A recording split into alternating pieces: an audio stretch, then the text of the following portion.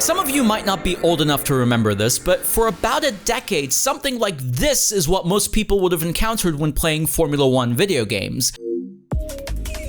From 1996 right up until 2007, the PlayStation would become the leading platform for all things virtual Grand Prix racing. Amongst the highest of highs, the lowest of lows, and everything in between, we want to look back at the era of Formula 1 games on Sony's second flagship system, talk about the strengths and weaknesses of the publisher's very own series, and possibly point you to a few games we can still recommend in 2025. Let's get started.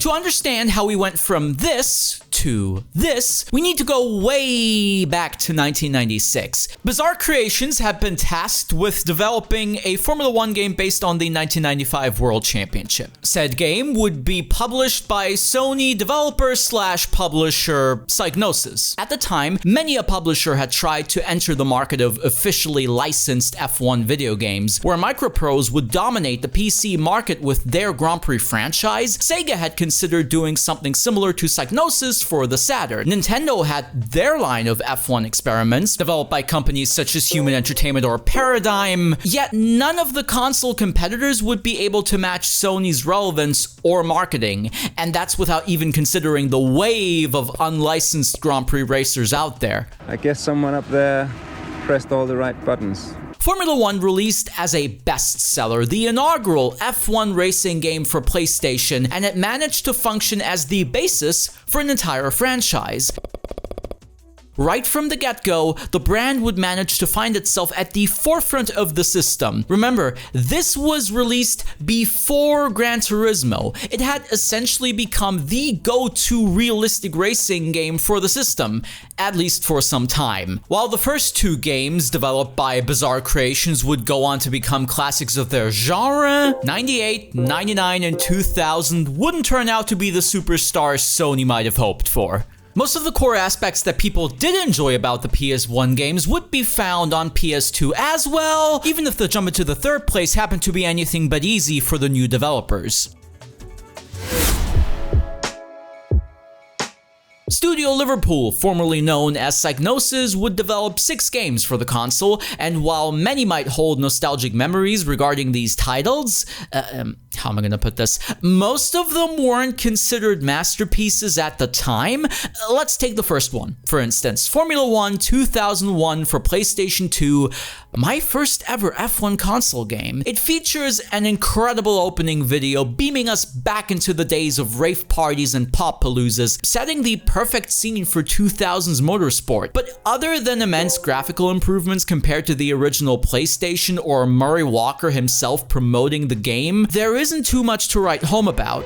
It's a fine racing game with average AI, less than average handling, questionable physics, and mildly frightening pictures. Furthermore, it had all the cars and stars of the current season, which was still a clear selling point and could only be matched by EA Sports. However, in terms of a racing game, it was bland at best and dysfunctional at worst. It was mid, as the kids might say. Formula 1 and F1 97 hadn't encountered such troubles. They were considered great at the time and can still be considered as classics of their era. I wouldn't say the same for Formula 1 2001 or 2002 or 2003 or 2004. Some years, the cars felt as if they were from an alien planet, where rear traction was only a myth talked about in local folklore, whereas during other periods, they stuck to the road like they'd been glued to the surface. The damage model wasn't detailed and lent itself to beating and banging with your erratic competitors. To be fair, that could come in rather handy if we're to consider their lack of consideration for your existence out on track. These titles could have been seen as solid arcade racers, even featuring such modes in the early PS2 days. Hey, that was a great move! But for that to truly flourish, Formula 1 would have been a bit too boring, sedated, distant, generally not very outgoing in terms of presentation. Even now, in 2025, Grand Prix racing games manage to make themselves look more breathtaking, earth-shattering, adrenaline-pumping, especially compared to...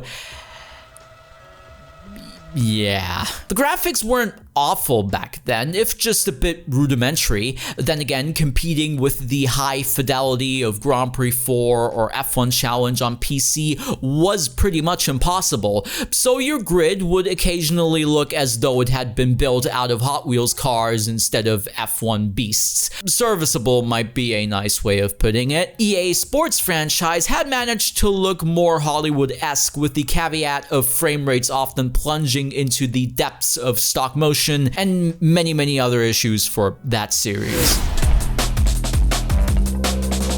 And yet, despite all the problems, there was some incredible attention to detail to be found at Sony. Formula 1 had always provided fantastic immersion in terms of its TV graphics, for instance. Right from the get-go, these titles would try to get as close as possible to the TV broadcasts of the time. 2002's iteration would let you choose between the World Feed graphics, seen on ITV, or the Bernivision graphics, utilized for F1 Digital Plus, a precursor to what we now know as F1 TV Pro. Fans could even watch the AI race each other, customize the grids for such single-player races, or listen to commentary provided by Murray Walker, James Allen, Martin Brundle, or many other multi-language commentators. Sure, this probably didn't save the games outright, but it was a cool feature and surely beloved by nerds like me. Some releases would feature little extras like being able to unlock a safety car in F1 2002, or introducing classic cars in 2004. 2001 and 2002 were released with season review DVDs of the previous year's championships. Other titles might have provided better racing or more spectacle or straight up Hollywood bonanza, yet none of them could copy the yearly release schedule, contemporary appeal, or Formula 1 atmosphere of this specific franchise. And in 2005, things finally went from questionable to good, actually. Formel 1 2005, das Spiel der Profis, Originalstrecken, alle Teams, echter Speed. Jetzt neu, nur auf PlayStation 2. We had stumbled into the era of R-Factor 1, Live for Speed, F1 Challenge, and, of course, Gran Turismo 4. Spectacular racing adventures pushing the boundaries of what was possible on both PC and PlayStation 2. Sony had acquired the exclusive F1 license in the meantime, so compared to previous seasons, competition was nowhere to be found. If you wanted to play an official Formula 1 game with all the current tracks, teams, and drivers, PlayStation 2 had become your only option.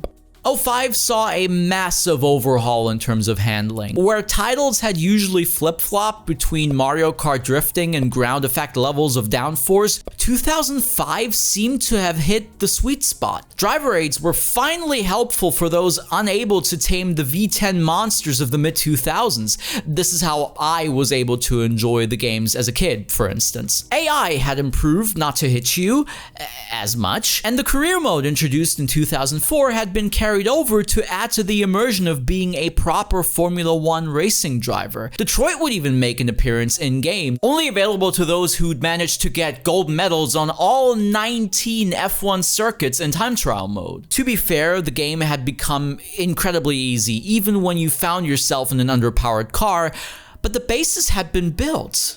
2006 would continue this trend by improving the AI's performance, adding more classic cars, tweaking career mode, and drastically improving the level of detail for the damage model. TV graphics had made another leap, with the on-track product getting ever closer to ITV, RTL, or Rai. Add to that the car evolution feature, helping out new players in setting up their car for any given race day. Only the AI still managed to disappoint, and if we're to believe recent reviews of the series, they actually got worse compared to 2005. Frustrating, though not a deal breaker if adjusted for in the options menu.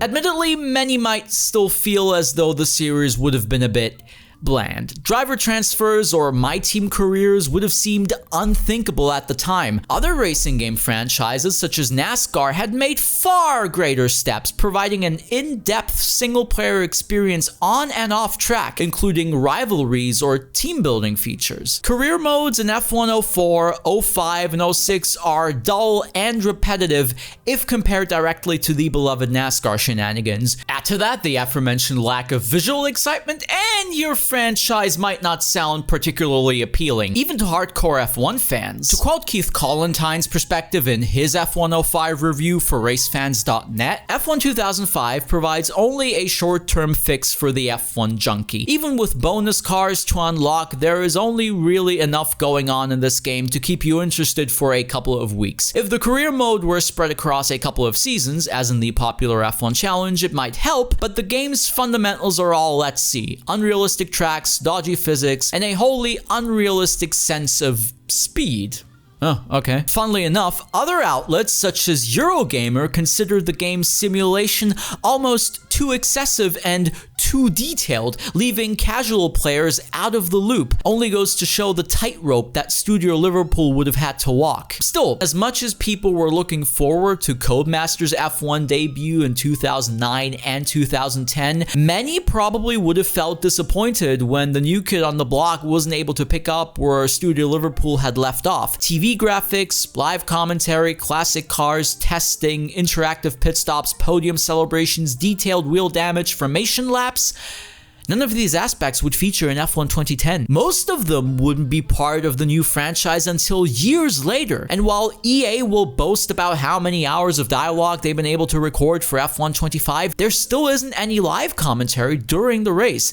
Not to say that I demand such features be added, but it goes to show that while the Sony games did have their weaknesses, trust me, they had their weaknesses, they weren't cheap or devoid of a soul, no matter how contradictory that soul might have been. After F1 Championship Edition had been released for PlayStation 3, there were gonna be no more Grand Prix games developed under the roof of Sony. They probably couldn't benefit off of what we now know as SimK today, seeing as they weren't realistic enough to thrive as a simulator, yet struggled to thrive with the arcade crowd. Funnily enough, Stephen Hood, now known for his work on games such as Le Mans Ultimate, had talked about walking that tight line between sim and arcade as early as 2001. I just looked at all the projects on the PC, like Jeff Cameron's GP series and Ubisoft's game and so on, and looked at the console games, and there was a distinct difference between all those projects, and the console games were very arcadey, PC was really sim-based, and I wanted to really kind of merge those projects and take the best elements from both sides of the fence. If you're looking for a fun, nostalgic simcade experience with some mid-2000s flair, F1 05 and F1 06 are your way to go. Especially F1 05 if you don't feel like dealing with any AI bullshit or turning off damage entirely. 2001 can be fun, if a little bizarre from time to time. All in all, they're a fun time capsule into an era where F1 games, for the most part, didn't matter as much as you might think. They sold well enough, they were heavily promoted on European television, but they didn't have the global appeal that they do have now or happen to be at the forefront of the genre. Formula One was going through a strange adolescence as well, with Schumacher reigning supreme as the king of motorsport.